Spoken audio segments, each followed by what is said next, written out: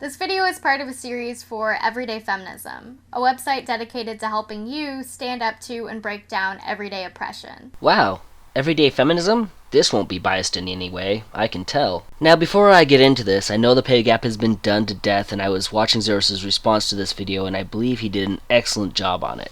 But there were a few main points I wanted to bring up, so I will not be responding to the full video, but responding to a few main points Marina talks about.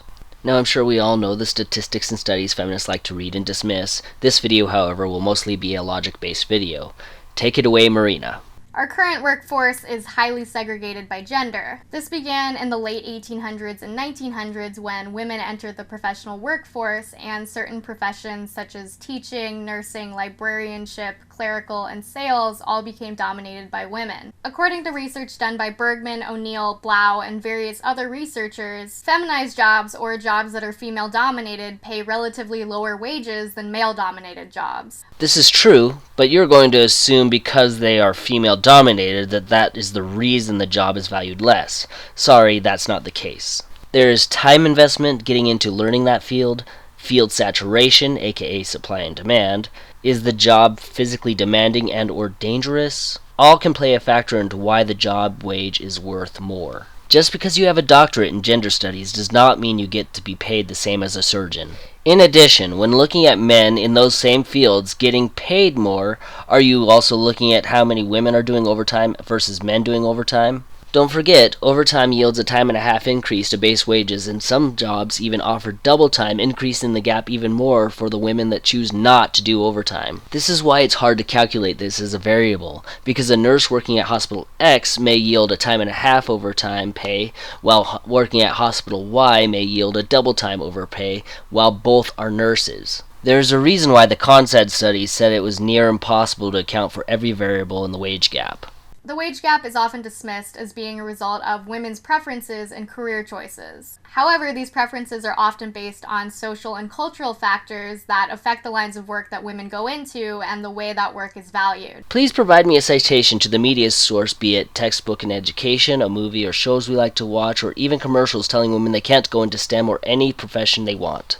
Women are told from birth that there are specific talents and preferences that girls are supposed to have, and they're nurtured and encouraged accordingly. This is reinforced in all areas, including education, the media, and eventually the workforce. I repeat my citation challenge. In addition, I know it's anecdotal, but I know myself the best, so let's ride this thought experiment out.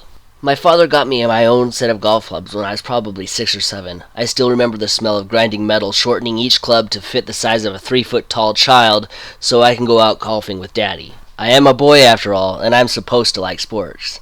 Got me signed up for T-ball around 9 or 10, and I guess you could say my parents tried to socialize me into liking sports. Now I'm willing to bet I'm not the only one who said screw you to society and dropped sports like a hot potato. And all without the help of feminism.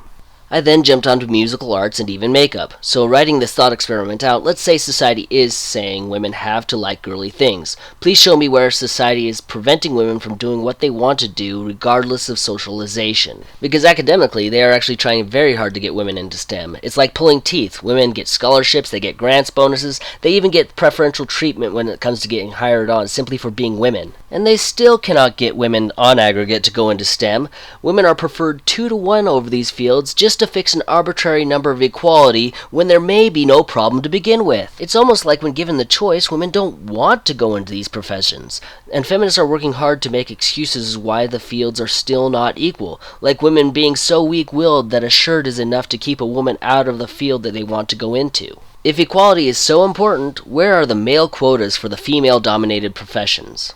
The third contributing factor to the wage gap is what's commonly referred to as the second shift. Studies done by Freeman and Shetkat consistently show that women spend more time doing domestic labor than their husbands, which frees up the husband's schedules to spend more time in the workplace. According to this research, modern women do about 2 to 3 times more household work, such as cooking, cleaning, or taking care of children, than men do. And this isn't a problem, but you're going to try and make a case like it is. However, in the last half a century, women have entered the workforce in droves. And while the proportion of working men to working women has pretty much evened out, statistically, we don't see the same evening out of household responsibility. Research from Argentine-American economists Graciela Chichelniski, which I'm sure I'm pronouncing wrong, shows that unequal division of labor at home only adds to the gender wage gap. Now prove that this isn't due to personal choices, or the fact that maybe a lot of these women working are single mothers because they have to work, but wouldn't work if they had the choice, so they work the minimum 40 hours and go home to be with their kids. Feminists argue that a woman cannot choose to stay home and do housework and watch the kids, and the man cannot go out and provide unless it is done so equally,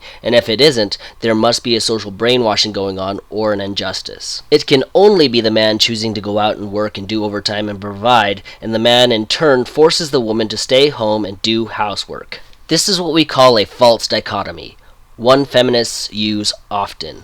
They think because men spend 12 hours at home doing housework and watching the kids on average, and that women do it 24 hours on average, there must be a problem. What if this is chosen? What if the family on their own accord says, you know what, we like traditionalism, we want to practice it in our family, and this is the way it's going to be? And what if it's the woman that decides this and says, I'm going to be the one that stays home with the kids and maybe take on a part-time job, and the man goes along with it and says, okay, honey. All of a sudden, this 12 versus 24 becomes a personal choice and a non-issue. Why do you get to force your morality onto these couples? To create an arbitrary number of equality? All it cost was the freedom to choose.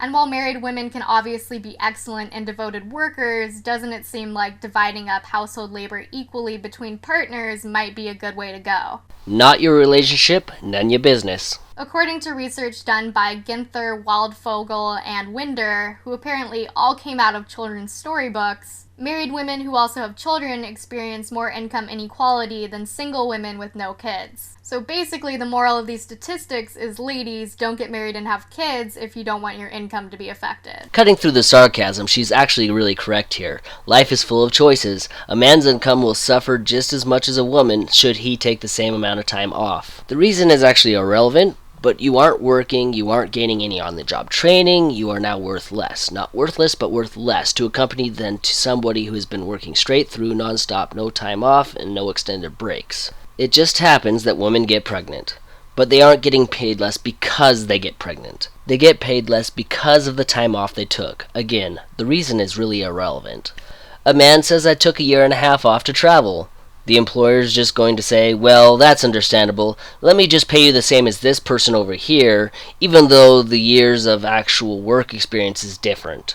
And for some reason, people see pregnancy as different, even though it's the same argument. Well, since you are pregnant, we will start you off as the same pay as this guy over here. Somehow, pregnancy magically helps women retain any skills they had before and allow her to pick up where she left off. Of course, this is dependent on the job, but the logic is sound. Now, both traveling and having a child is a choice. You do not have to travel, and you do not have to have a family. Now, let me explain this again.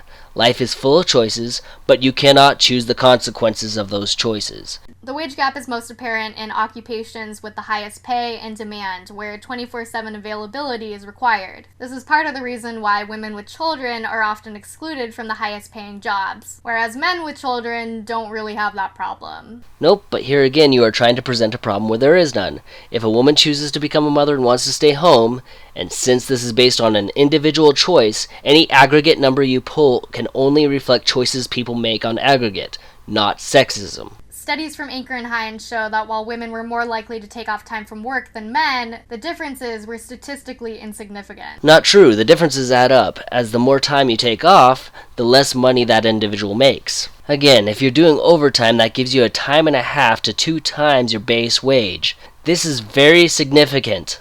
If I'm working 60 hours a week and a woman is only working 30 hours a week due to time off requests and what have you, even if we are doing the same exact work, I'm going to have a significantly higher wage due to my overtime, making it appear that I'm getting paid more, when in actuality I'm earning more. So she is taking time off, and I am getting overtime. A feminist will ignore the fact that the woman is taking time off, and will only focus on the fact that she is getting paid less than the man for the same work, when in reality she is earning less by working less.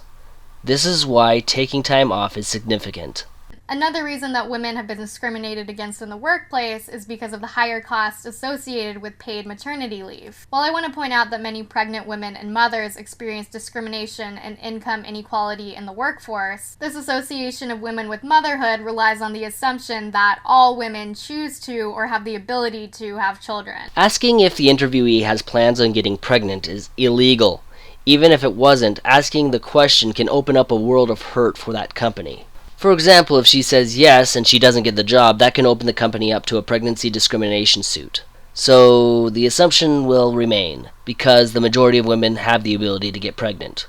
And I'm going to say it, assuming that all women make the same life choices, quite frankly, is a little sexist. No one is saying women make the same life choices here. We are working with aggregate numbers here, just like the pay gap is working with aggregate numbers here. Not certainties, on aggregate. Women make different choices than men. That is not a blanket generalization, that is hard data. This is starting to sound like Catholics in the Crusades forcing moral values onto others against free will. I know you believe God told you that men and women have designated roles in life, but we are the designated authority on what is right for everyone, and you aren't allowed to be unequal, even if you choose to be. This is what I'm hearing every time a feminist talks about this. Every single time. The issue of women experiencing income inequality is a complicated one, but there are multiple steps we can take to fix it. These include, but are not limited to, equal division of household labor among couples. What if a majority of women don't want to divide this up? What if a minority of women don't want to divide this up? Are you saying you want to implement this by force? What if women after work want to go straight home and be with the kids and not work overtime, while the man wants to stay out, provide for his family, and work overtime? Are you going to say, nope, we can't have this because it will reflect inequality in our statistics? Regardless of personal choice, we want to force them. Paid maternity and paternity leave. This shouldn't be forced. If a company wants to provide this as a perk for working with them, fine. But a company shouldn't be forced to provide this if they don't want to. A company shouldn't be forced to pay for your life choices. Better access to childcare. So you're assuming both parents are working. What about the child? Why even have the child if you're just going to hand it off to some stranger to raise? The child basically ends up getting a bedtime story at the end of the day and maybe weekends? Such great parenting. It's understandable when it comes to single-parent households where there may not be a choice, but the child deserves to have at least one of the parents raising him or her. For the sake of the child, one should stay home and the other one should work. Pick one. I don't care. Flip a coin. Rock, paper, scissors. Use that. In some cases, this cannot work, I understand. But why should the company be forced to pay for your life's choices? Legislation that brings women greater freedom in making their own choices in reproductive rights. Congratulations, this has been achieved. Please provide evidence to the contrary if you don't think so, but you don't need legislation for this, as there is no legislation impeding it. You have your reproductive rights.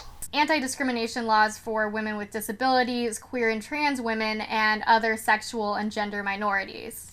Why do you only care about women with disabilities? There are already anti-discrimination laws on the books for everyone with disabilities, regardless of gender. But I forgot, women are special snowflakes and need their own specific laws separate from the gender-neutral ones.